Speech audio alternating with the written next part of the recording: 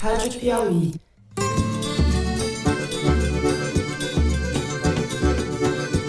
Olá, sejam muito bem-vindos ao Foro de Teresina, o podcast de política da revista Piauí. It's April 25th, 2022. Elon Musk bought Twitter today. Eu, Fernando de Barros e Silva, na minha casa em São Paulo, tenho o prazer de conversar com os meus amigos José Roberto de Toledo, aqui pertinho. Opa, Toledo. Opa, Fernando. Vocês viram um ato do presidente da República com uma pessoa que estava sendo injustiçada. Me senti orgulhoso e feliz comigo mesmo. E Thaís Bilenque, também em São Paulo, na sua choupana paulistana. Salve, salve, Thaís. Salve, salve, Brasil. Salve, salve, Brasil. Tá precisando. Conversar com a juventude é o menos problemático, porque a juventude ainda não tem o preconceito arraigado que tem as pessoas mais velhas.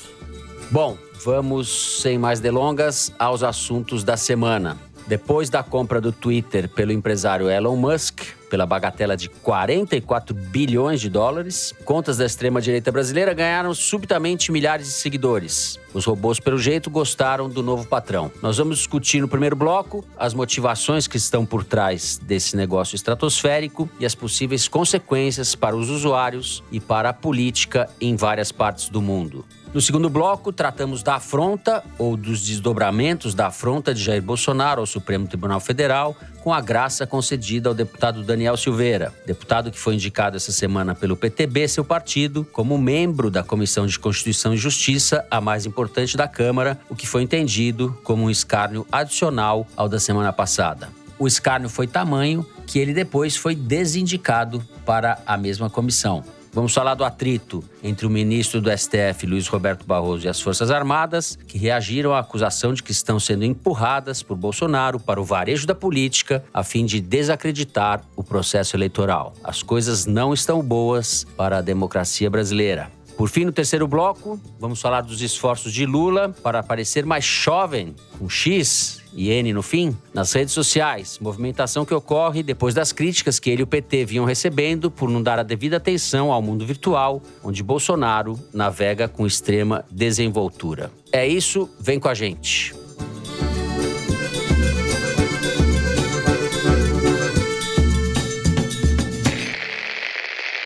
Muito bem, José Roberto de Toledo, já tenho vontade de passar o microfone para você, porque esse assunto Twitter é a sua praia. É a praia do Elon Musk agora, e é só dele, privada, ninguém mais Só entra. dele, exato.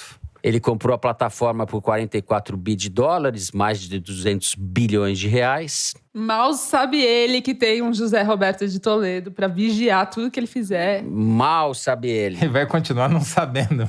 Bom, Zé, várias consequências aí, ou várias discussões a respeito de mudanças possíveis na plataforma, interesses políticos que estão por trás ou influenciaram nessa compra. Eu acho que você pode começar falando um pouco do panorama global pra gente, no segundo momento, se debruçar ou se deter mais sobre o Brasil. Vamos lá, então. Quem é o Elon Musk, além de ser o homem mais rico do mundo, pelos padrões da Forbes e dessas listas bestas que circulam por aí? Ele é o protótipo ou prototípico homem de negócios do terceiro milênio, da era digital, todos os adjetivos que você quiser usar, mas ele é um assambarcador de mercados também. Então, muito antes de fazer essa proposta para comprar o Twitter, que, vamos deixar claro, foi aceita, mas o negócio ainda não está assinado. Ainda tem ações de Twitter em bolsa, ele não fechou o capital, não é ele que está mandando no Twitter ainda. Ele é o fundador e dono da Tesla, que é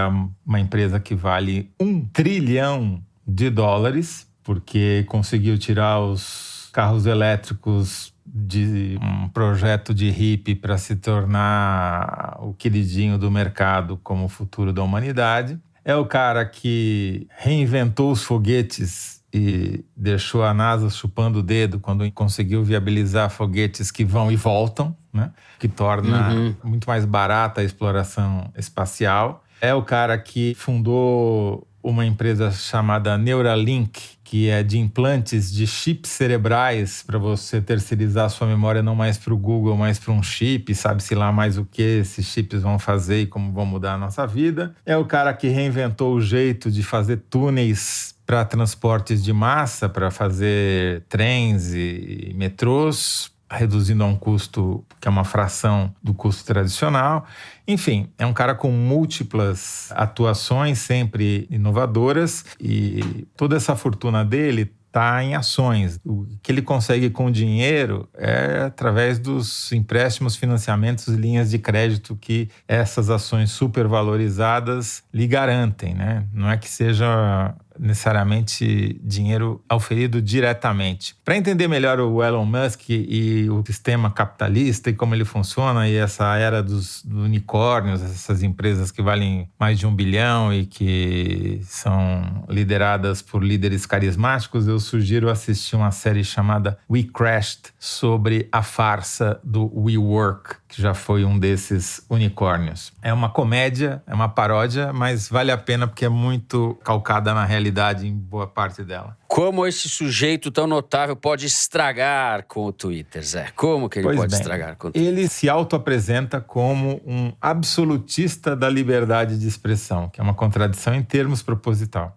E ele quer acabar com qualquer tipo de mediação no Twitter. Ele não é só isso que ele quer também validar todas as contas de alguma maneira para acabar com os robôs, ele quer tornar o algoritmo do Twitter aberto para todo mundo saber o que ele beneficia, o que ele não beneficia, ele quer lançar um botão de editar. De tudo isso, ele no máximo vai conseguir lançar o botão de editar, na minha opinião.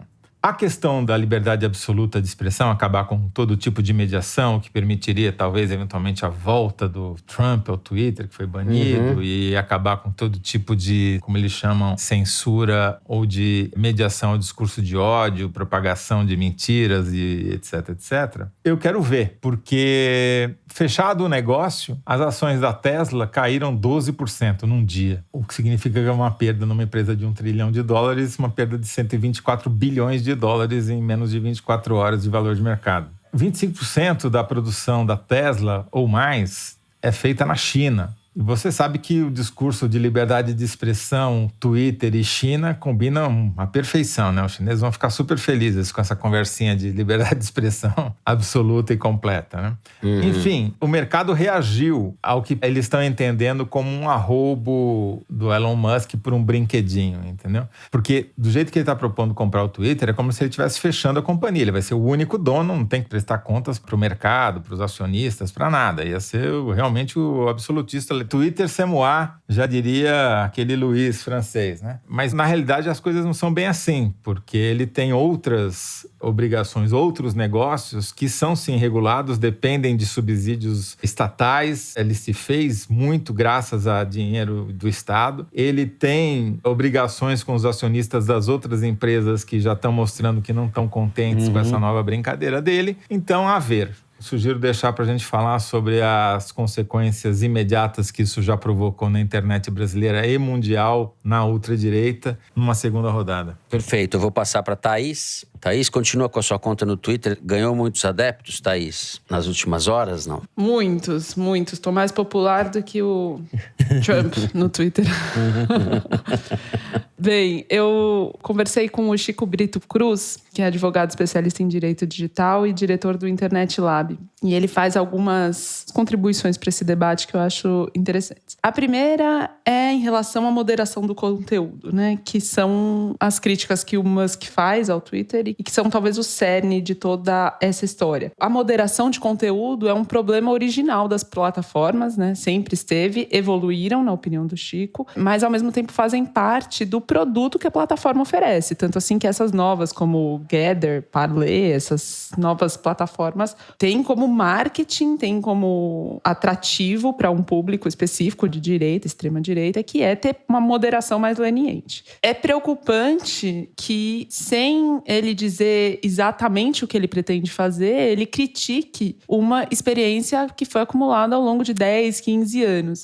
Lembrando que, assim, o Elon Musk retaliou um cliente da Tesla que criticou a empresa, ele acabou não entregando um pedido por iniciativa dele próprio, porque o cliente tinha ido num blog falar mal da empresa. Então, que tipo de critério que o Elon Musk acha justo, se não esses que foram elaborados ao longo de mais de uma década, né? O que o Chico considera uma moderação boa, ou pelo menos menos pior, já que as moderações são todas problemáticas em algum ponto nas plataformas em geral? Que ela seja clara, que as pessoas saibam quais são as regras, que ela seja eficiente, daí você precisa de muita tecnologia, por exemplo, se tem um conteúdo problemático, né, uma cena de esquartejamento, você tem que ter uma forma de tirar aquele conteúdo do ar o mais rápido possível para que menos pessoas assistam. E terceiro, que ela seja legítima, ou seja, que as pessoas concordem, ou pelo menos achem razoável, que é o que é mais complicado, e o Twitter é muito criticado por isso. Mas, na opinião do Chico, ele não acha que seja tão ruim assim a moderação por causa do tamanho, né? Uma rede muito menor do que as outras, essas grandes, pelo menos, né? Facebook, Instagram, o Twitter tem cerca de 220 milhões de usuários, sendo que as outras têm de 1 a 2 bilhões.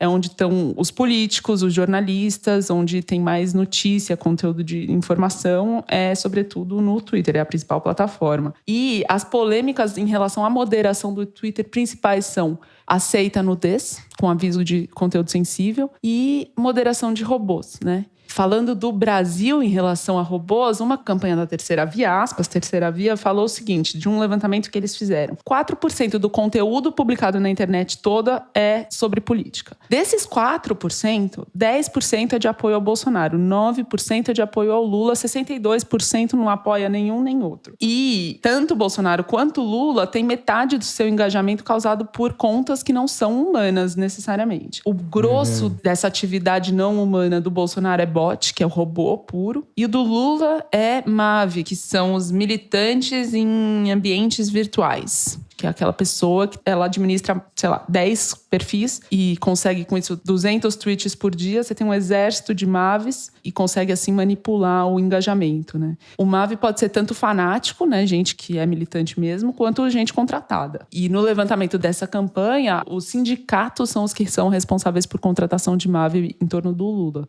Zé, onde você me meteu, hein? Quando você falou que eu tinha que entrar no Twitter por causa do foro. Mas era pra olhar, não era pra ficar xingando os outros, não, Fernando. Eu xingo um pouco, só um pouco.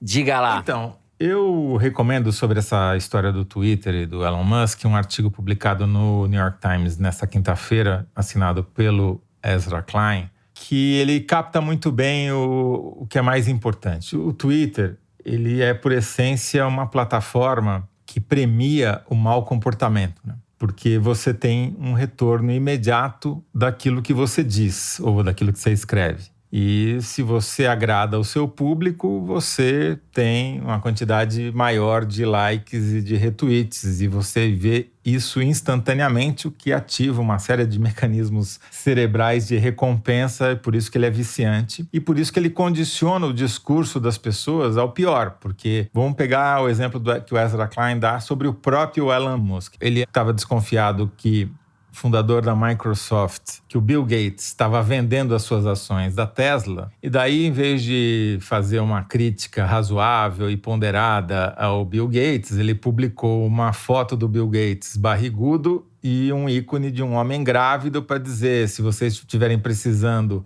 de algo para acabar imediatamente com uma ereção, vai aqui, entendeu? Obviamente, esse tweet foi um sucesso de público e era o que ele queria, porque ele sabe usar. O Elon Musk sabe usar o Twitter muito bem, não é à toa que ele tem dezenas de milhões de seguidores, porque ele usa o Twitter da pior maneira possível, para memes, para fazer esse tipo de pressão sobre os outros, de coação, né? Enfim, ele recompensa todos esses maus comportamentos, ele não recompensa o bom discurso, o discurso ponderado, a argumentação. Mas, isso à parte, qual foi o efeito imediato no Brasil e na política? O Twitter, ele pode ser menor que as outras redes, e de fato é, mas ele tem um poder que outras redes não têm, né? Ele dá o tema da conversação, ele define qual é a pauta, sobre o que nós vamos falar. E isso tem uma influência em um preço incalculável, muito maior do que o número de seguidores que ele provoca. Então, pessoas que não seguem o Twitter, não olham o Twitter, são saudáveis, não ficam lá olhando o que está acontecendo, elas são afetadas pelo que se passa no Twitter, vide os anos Trump, em que o cara governava por tweet. o mundo, certo? Bom, então, isso estabelecido, o que aconteceu no Brasil? Políticos brasileiros de extrema-direita, mas não só no Brasil, do mundo, na Austrália e até nos Estados Unidos, ganharam em 2 dias dezenas de milhares de novos seguidores, muito acima do que eles costumam ganhar diariamente. E vieram eles próprios alertar sobre isso no próprio Twitter, dizendo que era a primeira reação da direita e dos aficionados da direita e da extrema-direita ao discurso do Elon Musk, dizendo que ia acabar com os banimentos no Twitter, que ia acabar com qualquer tipo de moderação, que é o que eles sempre dizem que defenderam, embora isso só valha para eles próprios. Só que você vai analisar o perfil dessas novas contas. Eu me dei o trabalho de fazer isso com os mais de 60 mil novos seguidores que o Bolsonaro ganhou em 2 dias. E quais são as características desses novos seguidores? Primeiro, quase todos eles foram criados nos últimos dias. Essas contas não existiam, mas até aí está dentro do discurso do Flávio Bolsonaro e dos outros bolsonaristas, dizendo que os direitistas que estavam fora entraram. Mas por que a gente duvida que seja exatamente isso? Primeiro, porque esses caras entraram e não fizeram nada. 73% desses mais de 60 mil novos seguidores do Bolsonaro nunca publicaram um Twitter na vida deles. Entraram e ficaram quietos. Na média dos 61 mil, dá um tweet para cada um. Isso porque alguns tweetaram muitos e subiram essa média. Mas como eu disse, 3 em cada 4 não tweetou absolutamente nada. É assim que você quer que eu faça, né? Que entre e fique quieto. Exatamente. Fica quietinho aí. Não sou eu, é o New York Times que quer, viu? Porque o New York Times recomendou aos seus jornalistas que tweetem menos e trabalhem mais. Exato, mas é aquela frase, o trabalho está atrapalhando a minha performance no Twitter, não é isso? É exatamente isso. O curioso também desse perfil desses novos seguidores do Bolsonaro é que 78% deles têm 0 seguidores. Foram criados agora, sim, mas criam agora uma conta nova no Twitter e vê quantos seguidores você consegue em 2 dias, né? O Fernando inunda de seguidor em 1 dia, imagina. Exatamente. Agora, o mais interessante é que você vai pegar os nomes desses novos seguidores, né? O handle, como o Twitter chama. Então tem o Antônio 30200251, o Luiz Car 28978425, o Roberto 027499147, o Juliano 99690215, ou seja, é tudo robô, né, cara? Se não é tudo, é quase tudo robô, ou é MAV, como a Thaís muito bem explicou, que são pessoas que têm mais de uma conta e vivem disso, né? São as fazendas de contas. Então, o impacto, provavelmente isso gera um movimento que já estava sendo planejado pela direita mundial, porque tem eleição nos Estados Unidos, tem eleição aqui, tem eleição em outros países, para você aumentar o número de seguidores das pessoas que te interessam. E aí eles aproveitaram essa história do Elon Musk e precipitaram tudo num dia só para fazer, enfim, é isso. Bom, é como dizia o Lucrécio, vive bem quem vive na obscuridade, não é isso? Vixe, eu fui citar de cabeça e acabei dando uma cabeçada. O Lucrécio disse muitas coisas, mas quem disse isso foi o Ovídio. E quem me salvou do vexame foi o João Felipe Carvalho, nosso checador. Viva o João. Thaís Bilenque, alguma coisa? Tem uma coisa pra falar, sim. Elon Musk, o Toledo tá de olho em você. Elon Musk não vai dormir essa noite. Especialmente porque ele deve ouvir o Foro de Teresina também, claro. Claro, em português. Ele tem tradução simultânea. Continuaremos no Twitter. Agora eu só faço aqueles fios longos, bem argumentados. E eu vou depois cobrar do Zé. O que tá escrito lá na minha 7ª entrada do fio e tal. Eu vou publicar uma receita de bolo na 7ª entrada para você elogiar, falar grande fio que você fez, Fernando. Bom, encerramos o primeiro bloco do programa por aqui. A gente vai falar no próximo bloco das vitórias de Bolsonaro e das derrotas da democracia brasileira. A gente já volta.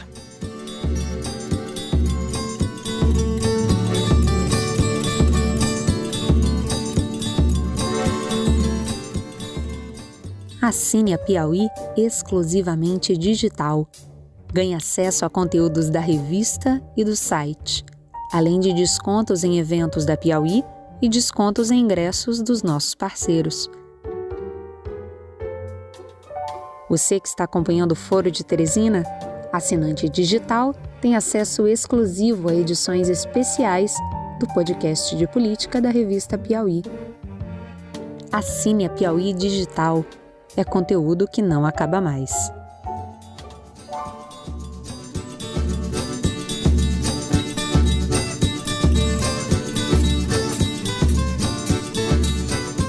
Muito bem. Na semana passada falamos de passagens sobre a graça, o indulto que Bolsonaro concedeu ao Daniel Silveira. E conforme os dias foram transcorrendo, foi ficando evidente que ele saiu fortalecido, pelo menos nesse momento, ou até agora, desse episódio. Ele afrontou o Supremo claramente, jogou no limite da legalidade, ali numa zona cinzenta, que é o que ele costuma fazer sempre para dar um passo a mais no sentido de deteriorar o ambiente democrático. Aparentemente, ele foi bem sucedido nesse episódio, sob vários aspectos, espantoso da política brasileira. Não espantoso porque Bolsonaro não espanta mais, mas ele deu uma volta mais no parafuso do projeto autoritário dele. Thaís, como ele se comportou nessa semana, e você concorda comigo que ele sai fortalecido, pelo menos é o que parece por enquanto, desse episódio? Concordo que essas últimas jogadas foram boas para ele. Ele fez um ato oficial do ilegalismo, para usar o termo do Conrado Rubner, professor de Direito da USP. Ele fez esse ato oficial na quarta-feira. Formalmente foi um pedido da bancada evangélica e da Bala em defesa da liberdade de expressão no Palácio do Planalto, mas a gente sabe que isso é tudo jogo combinado. Sim. E, no fim das contas, o Palácio do Planalto parou para receber um tanto de deputado e políticos que queriam, na verdade, elogiar e tripudiar em cima do Supremo e do ministro Luiz Roberto Barroso em especial, por conta desses episódios em consequência da graça, né, do Daniel Silveira. Antes de dizer qualquer coisa, eu quero só falar o seguinte: o Sóstenes Cavalcanti, que é presidente da bancada evangélica, falei com ele na segunda, ele falou, no mínimo 100 deputados a gente coloca lá dentro. E eles conseguiram 20. Então, isso é bom de notar. Mas o fato é que, como eles têm o controle da máquina, a presidência inteira à disposição do presidente, óbvio, ele faz um ato que, na verdade, foi muito menor do que o pretendido, ele faz usando TV Brasil, coloca tudo isso, todo esse aparato a serviço do ilegalismo, né? E saiu tripudiando em cima do Barroso. Como o Barroso convidou um representante das Forças Armadas para fazer parte da Comissão de Transparência do Tribunal Superior Eleitoral, que fiscaliza a transparência do processo de votação das eleições, ele falou assim, convidaram as Forças Armadas para participar do processo e esqueceram que o chefe supremo das Forças Armadas se chama Bolsonaro. E ainda cometeu o melhor dos atos falhos do Bolsonaro nessa ocasião, que foi, querendo dizer que o Barroso mentia, disse... E temos um chefe do executivo que mente. Que é ele próprio. Teve isso daí.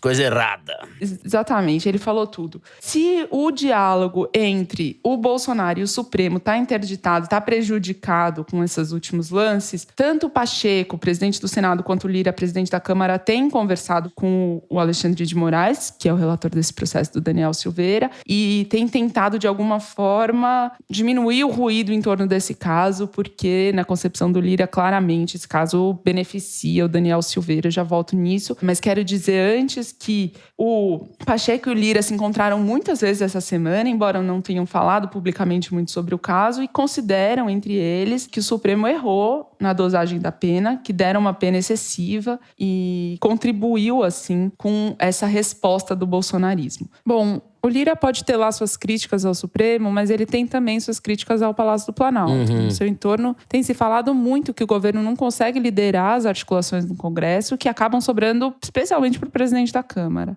E em protesto, digamos assim, o Lira tinha suspendido nas últimas semanas as reuniões de líder, que ele faz toda terça para definir a pauta de votações da semana, enfim, decidir o que vai para plenário ou não vai. E aí o Ciro Nogueira, que é o ministro da Casa Civil, foi até a casa do Lira pedir para ele retomar a rotina de reuniões. E o que ficou combinado é que a partir de agora, então, elas seriam retomadas, mas na presença de representantes do Palácio do Planalto para ajudar na articulação do governo. Seja como for, o Lira segue segurando a votação da cassação do Daniel Silveira, porque entende que se ele puser para votar, o Silveira vai ser absolvido, já tem maioria em plenário, e o Lira e o Pacheco, o que eles têm feito é tentar diminuir o ruído em torno desse caso. As diferenças entre o Lira e os bolsonaristas, em particular o próprio Silveira, ficou clara esses dias quando a cúpula da Câmara se disse pega de surpresa com a indicação do deputado Daniel Silveira como membro da CCJ. É a Comissão de Constituição e Justiça, que é a principal comissão da casa, porque é ela que define o que vai tramitar e o que vai direto para a gaveta. Silveira foi indicado pelo PTB, seu partido atual, para outras 3 comissões, além da CCJ, e de uma delas, a de Segurança Pública, ele foi indicado na condição de vice-presidente. Essas iniciativas todas pegaram mal, foram mal recebidas no Supremo e, inclusive, na cúpula do Congresso, e o PTB informou em seguida que retirou a indicação do Silveira para a CCJ. É importante notar que o PL, o partido do Bolsonaro, tem insistido para ficar com a presidência da CCJ. Quem está à frente desse movimento é o deputado Vitor Hugo. Mas o Lira resiste, dizendo que, pelos acordos que foram feitos no passado e pelo regimento, a CCJ será indicada pelo União Brasil. Bom, tudo isso que a Thaís está falando reforça essa percepção de que o Bolsonaro está fortalecido nesse episódio e de que o Supremo já recuou, vai ter que capitular, ou vai ter que negociar, e a negociação passa pelo Congresso agora. O Supremo vai tentar dividir esse prejuízo com o Congresso para encontrar uma saída, reduzir os danos que já são inevitáveis. Para ele, Supremo, e para a democracia, né, Zé? A gente tem que olhar o Bolsonaro, ele está em 2 campanhas. Ele está na campanha eleitoral para ganhar voto e ele está na campanha para o golpe. Está preparando um golpe, embora a maioria das pessoas talvez não concorde com essa afirmação. E também, para contrariar, principalmente o que a esquerda gosta de pensar, o Bolsonaro não é burro. Então ele não vai fazer um 6 de janeiro como o Trump fez nos Estados Unidos. Ele não vai incitar seu gado vacum a invadir o Congresso. Não precisa, ele já alugou o Congresso através do orçamento secreto e do Arthur Lira, né? Que é o zelador do que ele alugou. O Congresso já está dominado. O que ele precisa é atacar o Judiciário, lançar mais do que dúvidas, acabar com a reputação do Judiciário para promover o que ele ontem explicitou de uma maneira quase caricata, né? Ele falou ontem, quarta-feira, né? Que os militares vão fazer uma apuração paralela da eleição presidencial, ou seja, ele deu razão ao ministro Barroso, que no domingo tinha dito que os militares são incitados, num sujeito oculto, ele não disse quem, a desacreditar do processo eleitoral. Não só eles são incitados a desacreditar do processo eleitoral, como eles são incitados a concorrer com o processo eleitoral, com o Tribunal Superior Eleitoral e fazer a sua própria apuração pelo presidente da República, que é candidato. Quer dizer, é uma coisa absurda, completamente sem pé nem cabeça, mas que foi dita pelo presidente e defendida, porque ele está querendo dizer, olha, esses caras são comprometidos com o meu adversário, eles são petistas, eles são anti-Bolsonaro, já que o Lula tem a justiça dele, eu vou fazer a minha contagem, e que quem vão ser os meus juízes vão ser os militares, né? E se isso não é preparação para golpe, eu não sei o que é. Então, na preparação do golpe, o Bolsonaro, essas últimas 2 semanas, avançou várias casas, porque ele conseguiu constranger o Supremo, mostrar que o Supremo tem um poder limitadíssimo. Ninguém nem sequer mais questiona a liberdade do criminoso Daniel Silveira, condenado pelo Supremo, que está solto e sem tornozeleira, muito antes do decreto do próprio Bolsonaro da graça, ele já estava sem tornozeleira. Ou seja, jogo jogado. A única dúvida é se a justiça vai conseguir ainda manter o mínimo de ilusão de poder e vetar a candidatura do Daniel Silveira, que em tese é a única coisa que de fato ela tem poder para, porque basta não colocar o nome dele na urna. E quem faz isso é a Justiça Eleitoral. Dito isso, então, da parte do golpe, grandes avanços para o Bolsonaro e não sei se todo mundo percebeu, mas é isso que aconteceu.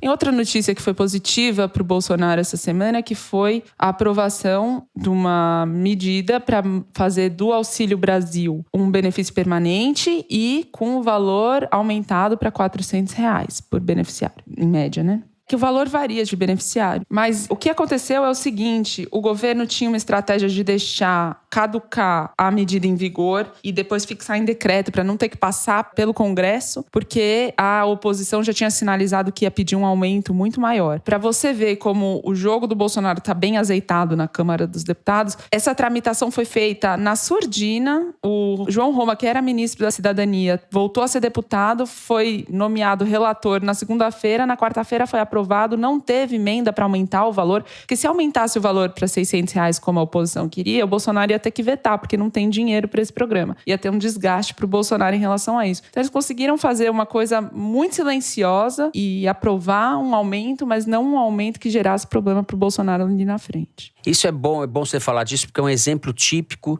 de como a máquina do Estado tem peso durante um processo eleitoral. Eu vou encerrar o segundo bloco do programa. Depois do intervalo, nós vamos falar da nova estratégia de Lula nas redes sociais. O que isso tem a ver com as críticas que a campanha dele vinha sofrendo nas últimas semanas. A gente já volta.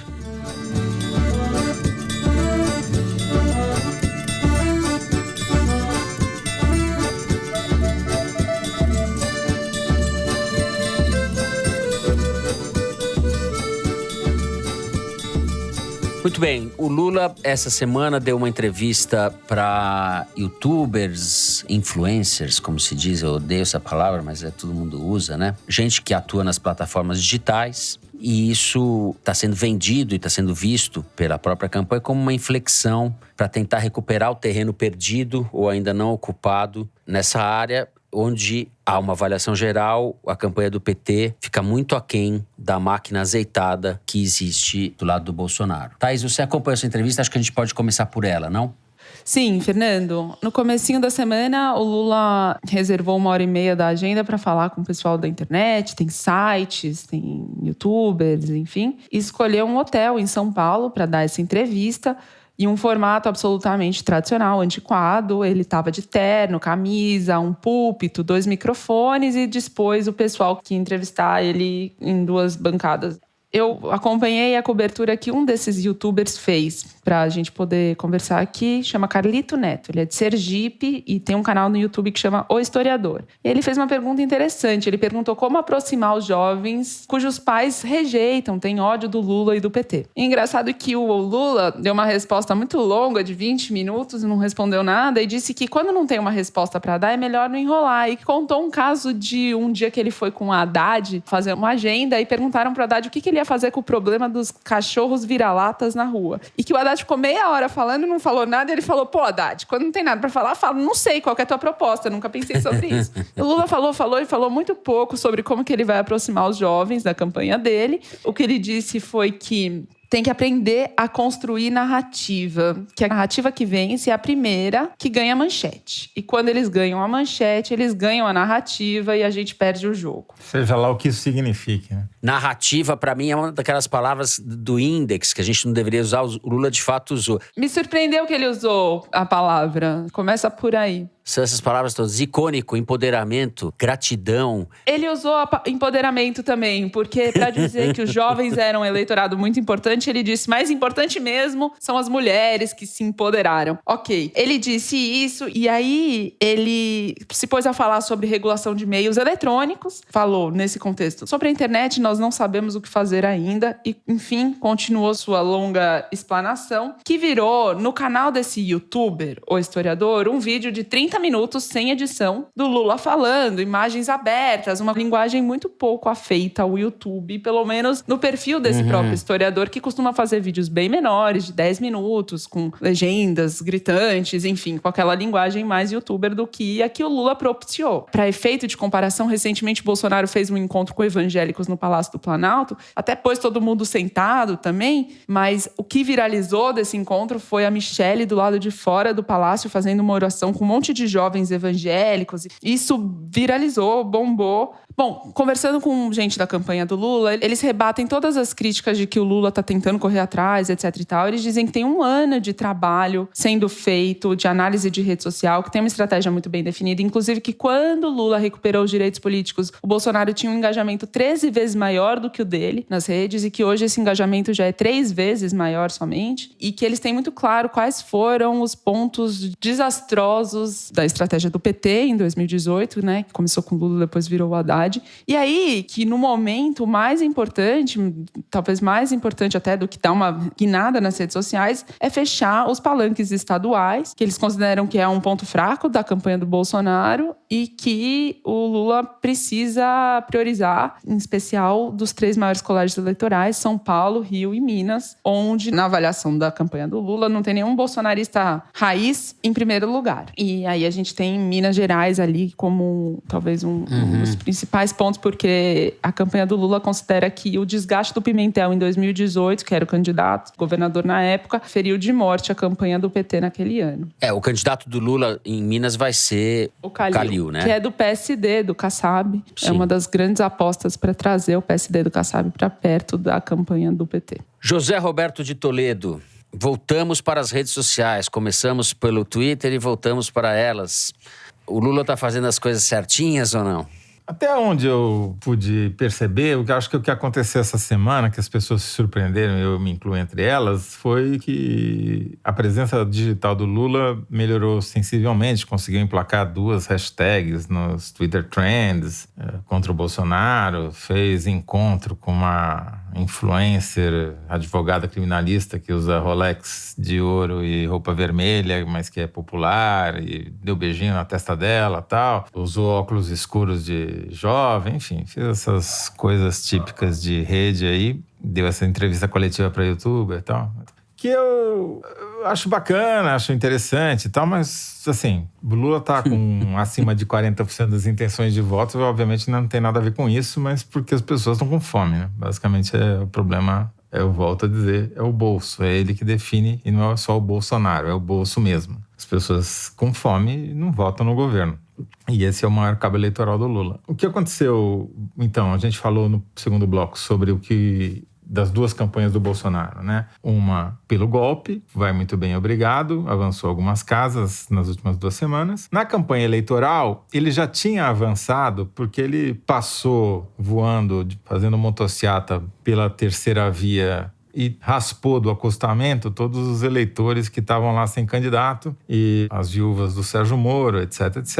E com isso ele diminuiu a diferença em relação ao Lula, como os títulos e as manchetes gostam de dizer, o que é verdade. Porém, não porque o Lula tenha caído, né? E isso que é o grande problema do Bolsonaro. O Bolsonaro não ganha a eleição sem tirar votos do Lula. E como é que ele vai fazer isso se o eleitorado do Lula é um eleitorado menos conectado ao Twitter? Portanto, pode colocar quantos robôs ele quiser a mais aí nas contas dos aliados, que não vai fazer muita diferença. O problema é que no mundo real as pessoas estão com fome, as pessoas estão achando tudo caro, as pessoas estão cada vez mais endividadas, estão consumindo menos, estão trocando frango por ovo e ovo por vento. A gasolina está batendo recorde, o gás está batendo recorde de preço, enfim. Esse é o problema do Bolsonaro, que ele não consegue resolver. E essa perpetuação do Auxílio Brasil em R$400 vai ter um impacto eleitoral? Talvez, mas é marginal, insuficiente para o que ele precisa para tirar efetivamente votos do Lula. O que ele precisa para tirar votos do Lula é a economia melhorar e a perspectiva se tornar mais otimista. As pessoas acharem que vão conseguir melhorar nos próximos meses, apesar do Bolsonaro. Agora,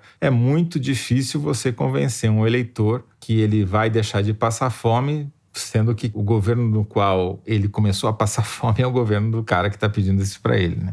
Então, a estrutura da campanha, do jogo eleitoral, não mudou. O que aconteceu é que os candidatos da terceira via foram praticamente inviabilizados, com exceção do Ciro Gomes, provavelmente, e o Bolsonaro foi o grande beneficiário disso. Mas enquanto ele não tirar votos do Lula, ele continua com um problema grave. A campanha do Lula tem um olhar especial para esses eleitores arrependidos que votaram no Bolsonaro e estão sentindo os efeitos dessa escolha agora no bolso, na mesa, no dia a dia. E a campanha do Lula chegou à conclusão que esses eleitores não querem ser lembrados do erro, não querem ouvir que eles erraram, né? Então, o que a campanha pretende fazer é só sinalizar para o que pode ser um governo Lula, mas sim falar da economia, falar sim da pandemia, que é uma coisa que o Bolsonaro tenta esconder, né, a gestão dele na pandemia, que o Lula não vai esconder. E quem estuda esses eleitores, que são chamados por um grupo de mais ou minions, é muito importante não falar em fazer campanha alarmista. Ele não, genocida, não são termos que agregam esses arrependidos. Sobre a terceira via, vou falar sobre o Eduardo Leite. Segundo eu apurei no PSDB, o Leite sinalizou que vai tentar disputar o governo do Rio Grande do Sul outra vez, mais como um recuo tático, porque o Dória estava já preparando o discurso para dizer que ele sofreu um boicote interno. Então, a ideia é dar ao Dória o que ele pede. As inserções do PSDB, que começaram dia 26 de abril e vão até o dia 6 de maio, vão dar o espaço para o Dória fazer o que ele pretende fazer e, diante do seu desempenho nas pesquisas, dizer, bom, amigo, então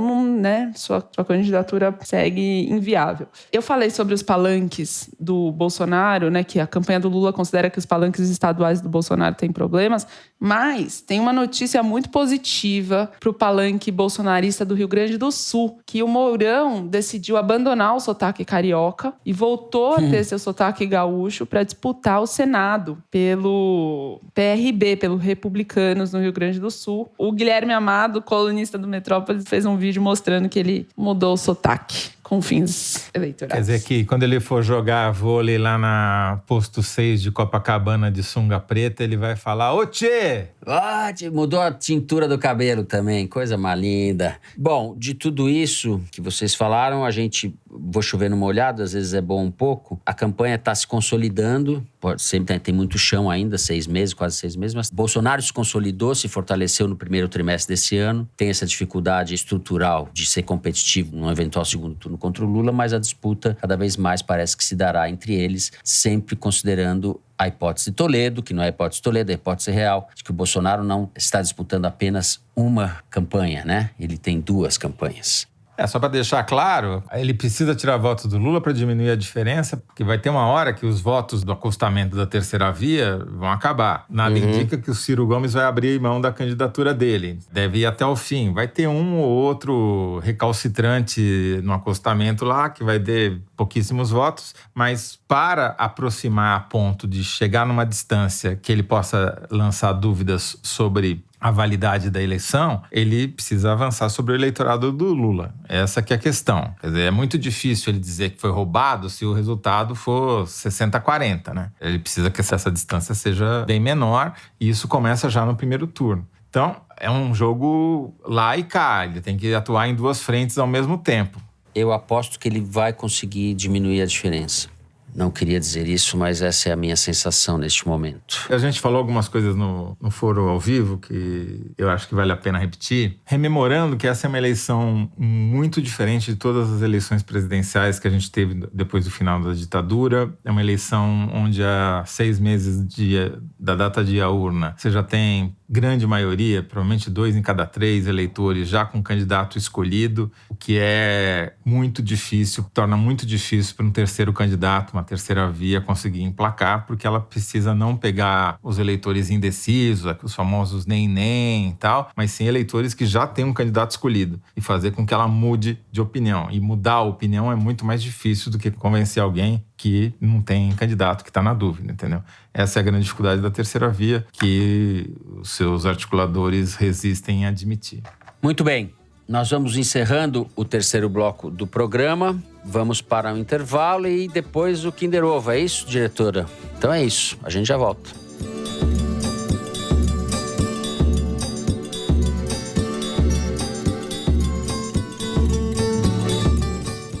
No início dos anos 90, na cidade de Altamira, interior do estado do Pará, vários garotos foram mortos de forma brutal.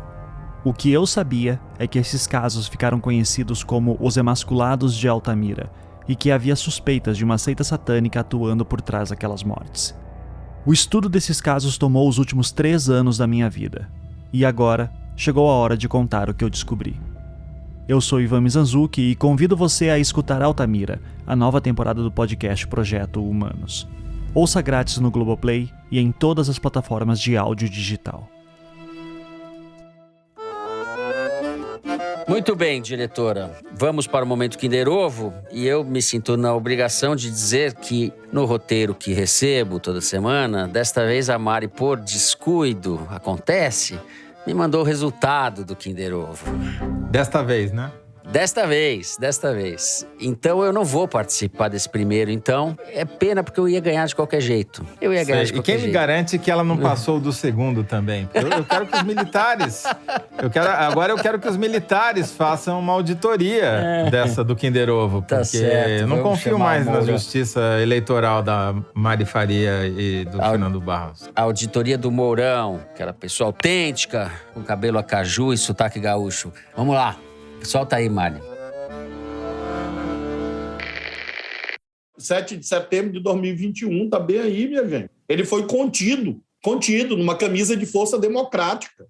Então, agora ele está testando para saber o tamanho da camisa de força, se é PM ou G. Ele precisa estar numa camisa de força. O Flávio Dino. O Bolsonaro é caso de camisa de força. 2 tipos de camisa de força. Uma, que é aquela que a gente diz assim na linguagem comum, e a outra é uma camisa de força metafórica, que é dada pela institucionalidade democrática. Não, eu me recusei a participar dessa farsa, é claro, né? Ai. É o Flávio Dino. Ex-governador do Maranhão, pré-candidato ao Senado pelo PSB, para onde ele foi, né? Mudou do PCdoB para o PSB. Entrevista ao canal da revista Carta Capital. Vamos para o Kinder Ovo 2, a revanche do Toledo? Não. Agora eu não sei o resultado, gente. Aham. Muito importante para o que nós estamos construindo. E nós queremos também que é um momento de libertação. Alguma bolsonarista. Bia Kicis? Não consigo. Grandes nomes da juventude. Não é a Michele. Se interessando. Michele.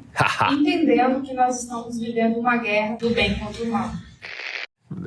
Quero dizer o seguinte, que eu não acredito mais nessa contagem. Acho o Toledo vai pro VAR, vai para militar, chamou os militares pro VAR. Pro Superior Tribunal Militar. Eu vou recorrer ao STM agora. Tá certo. Muito bom. Luta do bem contra o mal. É isso.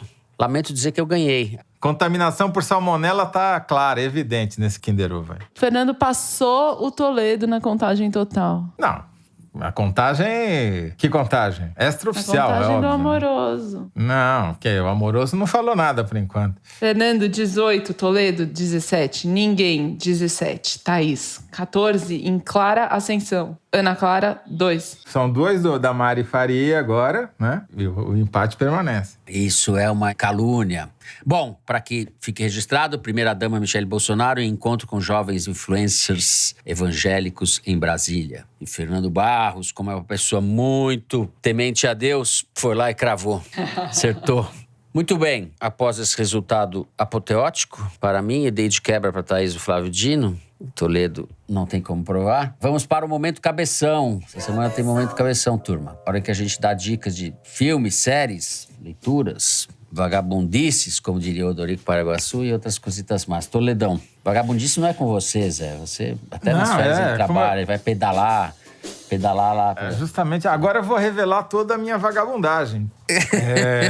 Que na falta de uma, eu vou fazer 3 indicações. De livro, eu vou indicar Racionalidade, do Steven Pinker. Não é um autor que eu costume gostar muito, mas eu acho esse livro absolutamente necessário. Menos pelas teorias, eventualmente, que ele tenta alinhavar entre os capítulos, mas mais pelo que ele explica. O Pinker tem uma vantagem de ser muito didático ao escrever e explicar coisas complexas, aparentemente complicadas, de uma maneira que é fácil de entender. E esse livro, ele explica coisas muito importantes e muito básicas que estão em esquecimento ou saíram de moda. Como, por exemplo, a lógica. Aquela lógica socrática, aristotélica, né? Que nunca foi tão necessária quanto hoje. Ou coisas um pouco mais sofisticadas, mas que não são tão complicadas quanto pode parecer, como a teoria dos jogos, ou como o cálculo probabilístico, que é uma deficiência da espécie, né? A gente não sabe fazer conta probabilística. Ou a diferença entre correlação e causalidade, enfim, coisas que são muito importantes para o dia a dia das pessoas, não tem nada a ver com matemática, com aquela prova que você tirou nota 0, mas você e eu e todos nós, mas com o dia a dia. É um livro que eu gostei muito de ler e recomendo. Agora, para deixar de posar de cabeção, que não sou eu, é o Fernando, todo mundo sabe, eu vou sugerir 2 séries sobre o mesmo assunto, propondo um exercício para o nosso ouvinte comparar as duas, porque elas contam exatamente a mesma história de 2 maneiras muito diferentes. Que é a história do Magic Johnson, o jogador de basquete que revolucionou a NBA nos anos 80, transformou um esporte decadente e uma liga chata num show, e deu o início à revolução que depois trouxe o Michael Jordan e toda a grana que entrou na NBA depois dele. Uma série é uma série fictícia, baseada em fatos reais, mas que é ficção, pura ficção. E a outra é uma série documental. Na HBO, a história é contada através de um roteiro fictício, é uma obra de ficção, embora os personagens sejam inspirados em personagens reais e usem os nomes reais. E a outra, que tá na Apple TV, Apple Plus, Apple TV, não sei lá como é que chama, que é uma série documental. Assistam as duas e comparem, porque embora a série documental seja, como o próprio nome diz, muito mais realista e detalhada e não se inventa nada ou muito pouco, eu acho que a outra conta melhor a história. É curioso. Thaís, ele trabalha além de fazer tudo isso, viu? E ele trabalha bastante, além de ter... Tô provando que não, né? Não sei como o cara encontra tempo, mas depois dessa exposição do Toledo, diretor, a gente vai passar o momento cabeção, vou passar a chamar de momento Toledão. Não, tem que ser momento cabeção comparado, porque o Toledo não só indica, como faz teoria da semiótica comparada. Literatura comparada. Tinha uma coleção da Abril que chamava isso, né? Então, eu estou lendo um livro que eu tinha mencionado de passagem e lamento não ter lido antes, porque fui ao Chile, que é o livro do Roberto Simon, que se chama O Brasil contra a Democracia, a Ditadura, o Golpe no Chile e a Guerra Fria na América do Sul. Sobre o golpe contra o Allende e sobre a participação do Brasil depois do golpe, a colaboração do Brasil com o governo Pinochet, né? E a troca de informações, de ações, etc. É um livro muito bem documentado. É um calhamaço de quase 500 páginas. Ele demorou, acho que uma década para fazer, vários anos. É um livro que, embora fale de um passado não tão remoto, mas de um período histórico já distante, se a gente contar pelo tempo das nossas vidas, mas que, sob vários aspectos, é muito atual. E um livro que ele mobiliza uma quantidade de informação monumental. E cito outro livrinho pequeno, esse é da Companhia das Letras, livrinho pequeno que é da editora Fósforo, da escritora francesa Annie Ernaux, escreve, né? Annie Ernaux, que chama O Acontecimento. E é um relato sobre um aborto que ela fez na França quando era jovem, num período em que a legislação era muito mais restritiva, na França era proibido. É impressionante o relato. Nem vou falar nada, é um livro curto de menos de 100 páginas que eu recomendo para vocês. É isso, não tenho série do Magic Johnson, mas vou ver essas duas agora, Zé. Já aproveito, diretora, para falar que semana que vem não vou poder participar do foro, porque eu vou estar vendo as séries do Magic Johnson. Eu não consigo ser que nem o Toledo, fazer tudo agora ao mesmo tempo. Thaís Bilenque. Eu vou recomendar o filme A Filha Perdida, que é baseado no livro da Helena Ferrante, Amiga Genial, que é um filme que está na Netflix e fala muito da questão feminina, né, da questão da alma da mulher.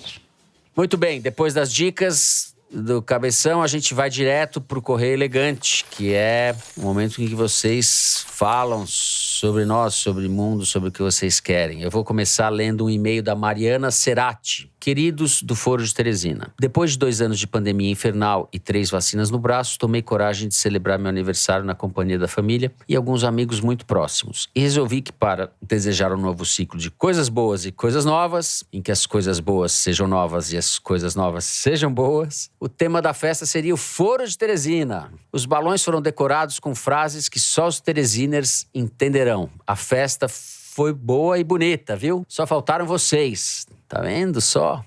Beijos e abraços para todos e obrigado por fazerem parte das minhas semanas. Segue o link com algumas fotos da festa. As que estavam no Twitter, né? Que a gente viu. Eu vi. Eu vi. O balão, né? Que era, pois, opa, salve, salve.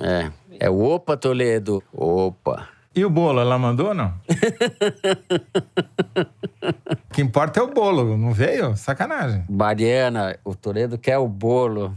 Muito bem, beijo pra você, Mariana. Parabéns. Parabéns, Mariana, parabéns. E o Toledo tá esperando o bolo, só vai dar parabéns depois que receber o bolo. Ele tá bravo hoje com o negócio do Kinder Ovo. O bolo tem nozes. Promissor esse bolo, Mariana. Quem é agora? Eu vou ler aqui uma cartinha, mais um coração partido, tipo de carta frequente dos nossos ouvintes. Quem escreveu foi a Raíssa Tonial, de Porto Alegre. fazer um sotaque gaúcho aqui, que nem o Mourão.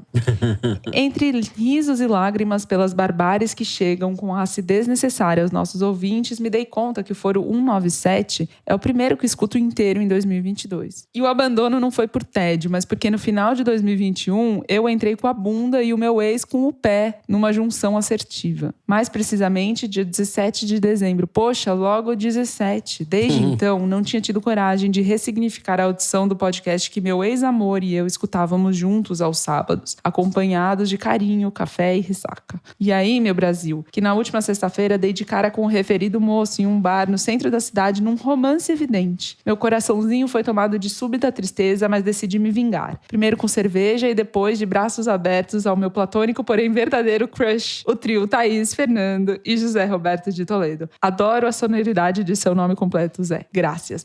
Nossa, Raíssa, você roubou meu coração. Você é grande, você é guerreira. Muito bom. Raíssa, prefira a cerveja. O trio vai te decepcionar. Falei isso por você. Falei por você. Muito bom. Bom, eu tenho aqui o e-mail do Renato Hoffer. No feriado, perdi o foro porque estava decidido a escapar da possível folia paulistana e realizei uma intrépida travessia a pé pela Serra da Mantiqueira. Mas nem assim pude esquecer do Toledo. De todas as possibilidades de hospedagem, o destino me reservou uma onde se encontravam 2 dezenas de simpáticos ogrobikers, cujas opiniões políticas controversas eram discutidas despudoradamente entre engradados de cerveja, picanhas sanguinolentas e clássicos da música sertaneja contemporânea. Para mim, ele acabou de descrever um dos círculos do Dante, mas tudo bem. Boa descrição, o cara é bom. Segue ele. Como eu não estava em condições de entrar em nenhuma polêmica depois de ter caminhado 38 quilômetros, me refugiei na beira da fogueira com meu livro. Mas eis que da turma, uma voz se ergue chamando minha atenção. Vocês são um bando de mal informados. Acho que eu sou o único habitante de Itapemirim que lê a Piauí. Pronto. Claro que ficamos melhores amigos e conversamos muito. Entre as discussões acaloradas e muitas doses de Campari... Campari? Jura por Deus que vocês estavam tomando Campari. Mas beleza. Não trocamos contato e eu nem sei o nome do veterano ciclista. Mas ficaria grato se vocês mandassem um abração à voz dissonante de Itapecerica, que eu imagino seja Itapemirim, que certamente é o mais novo ouvinte do Foro.